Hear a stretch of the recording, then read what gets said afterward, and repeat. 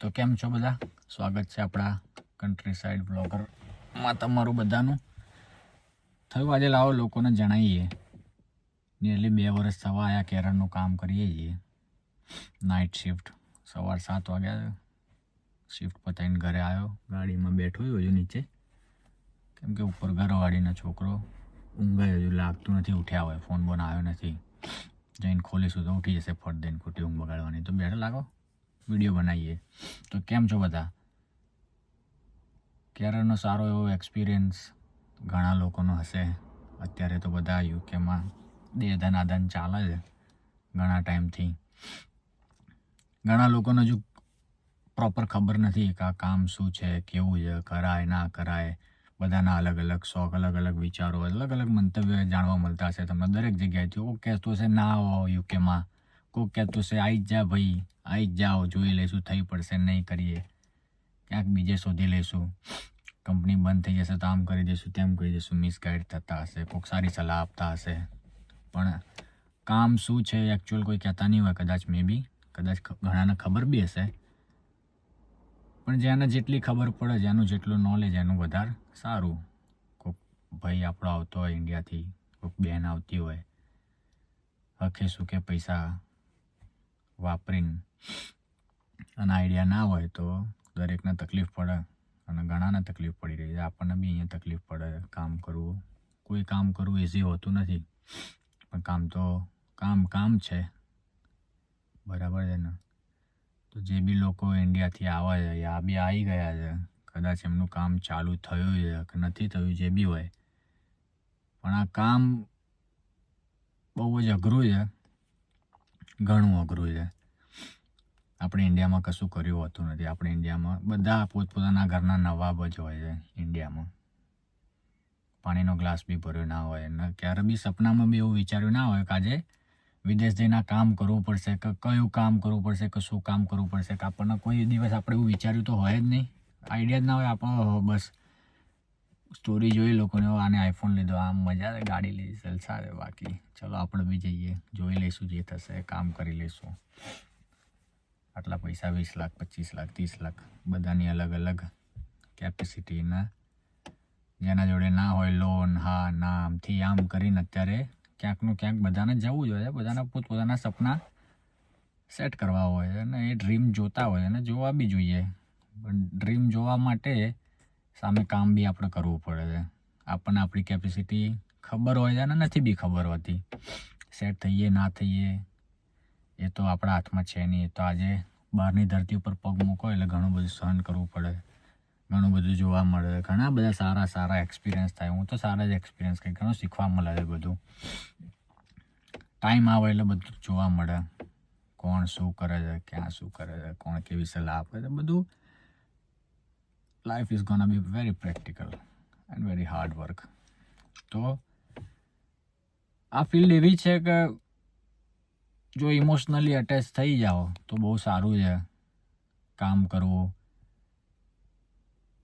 એક રીતે જોવા જઈએ તો આપણે બહુ મોટી હેલ્પ કરીએ છીએ, કામ કરીએ છીએ, આપણું પોતાનું 100% આપીએ છીએ એમાં. કે લોકો ડિસેબલ હોય છે, કે લોકોને મેન્ટલી પ્રોબ્લેમ હોય છે, કે ડિમેન્શિયા હોય છે, કે ડિસેબિલિટી હોય છે, અને હજારો જાતની બીમારીઓ આજે કોઈ બી કન્ટ્રીમાં હોય છે. બસ આપણે સેવા જ કરવાની હોય છે, અને સેવામાં બધું જ આવી ગયું. બધું જ એટલે દરેક પ્રકારની પર્સનલ કેર કરવી પડે. નવડાવવા, ધોવડાવવા, ખવડાવવું, પીવડાવવું, સાફ કરવું, અને personal care, it means everything. You have to do it. Care, it means care. It includes everything that you're gonna have to do either way, yeah? તો તમે આવો તો તમારે દરેક પ્રકારની તૈયારી તો રાખવી જ પડે. પછી એમ નહીં કે આ હું નહીં કરું, આ નહીં કરું.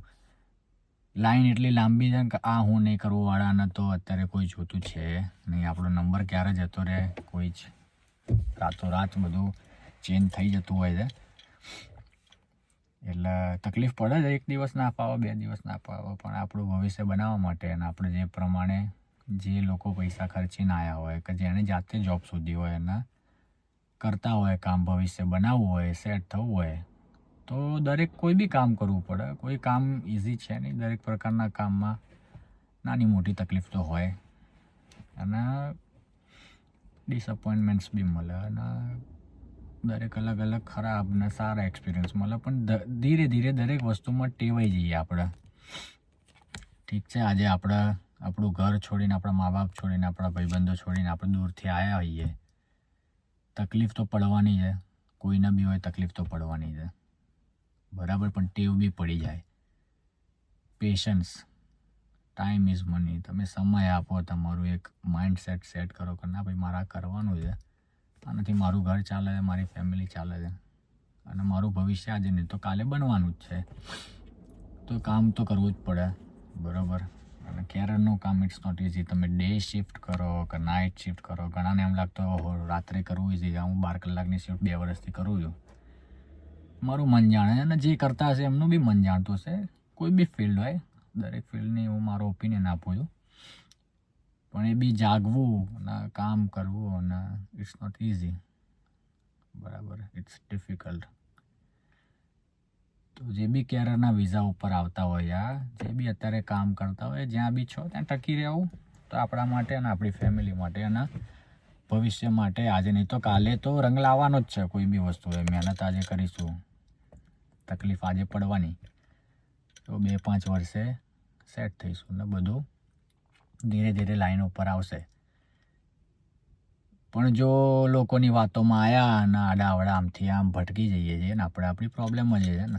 કોઈ કહેવું હો ના કરાતું હશે આ કામ, કેમ ના કરાય? હું બી વિચારતો હતો જ્યારે મેં ચાલુ કર્યું કે આવું કામ કરાતું હશે, ના કરાય, નહીં થાય મારાથી, નહીં થાય. I was very struggling. I couldn't sleep. My life cycle was very changed. But ના, પણ એવું થતું કે ના આજે નથી જવું. મહિનાઓ સુધી એવું રહ્યું, પણ પછી ખબર પડી કે ના સાલું, હું નહીં જઉં તો એ ઓપોર્ચ્યુનિટી કોકને મળશે, કોક કરી લેશે અને હું રહી જઈશ, અને મારે ક્યાંક તો સેટ થવું પડશે ને. એમ વિચારીને કર્યું. આજે 2 વર્ષ થઈ ગયા છે, ચાલે છે કામ, એવું નથી તકલીફ નથી પડતી. તકલીફ તો પડવાની, દિવસ બધા અલગ હોય, બધા કામ અલગ હોય, બરાબર.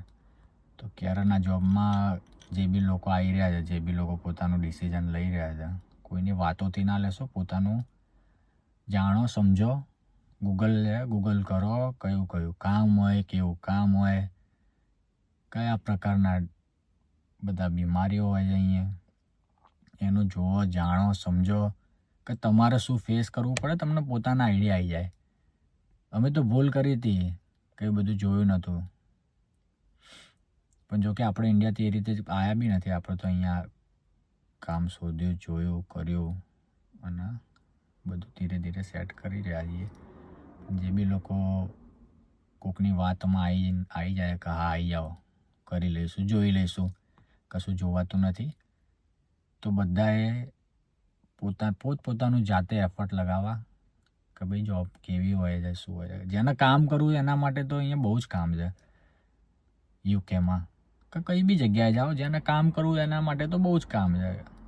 Not just care, any field તમને કામ મળી રહેશે, જેને કામ કરવું જ છે દિલથી, બરાબર. કે ભાઈ જે એમ કર્યો છે, કે જે પોતાનું ભવિષ્ય બનાવવા આવ્યા છે, અને જેને કામ કરવું, એને કામ તકલીફ પડશે પણ કામ તો કરવું પડશે, અને કામ મળી બી રહેશે. જેટલું કામ કરવું હોય એટલું કામ. જેને કામ કરવું દુનિયાના કોઈ બી ખૂણામાં કામ મળે છે.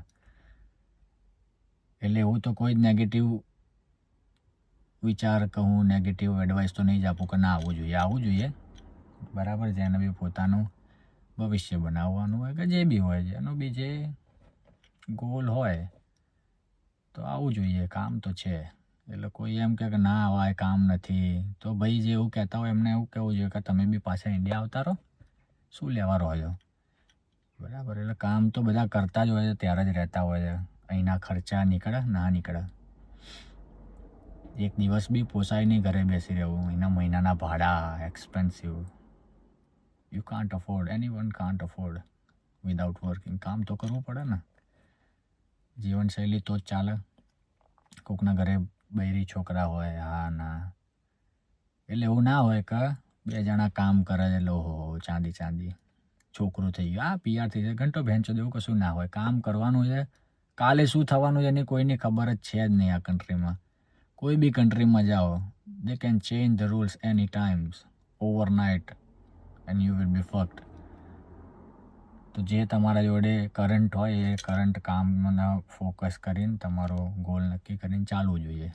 એટલું જ કહીશ. અને હું આપણા વિડીયો બનાવતા રહીશ. યુકેમાં બધું બહુ બતાવીશ તમને. ફોલો કરો અને લાઈક કરો અને આપણા ભાઈઓ બહેનોને મોકલો. Thank you.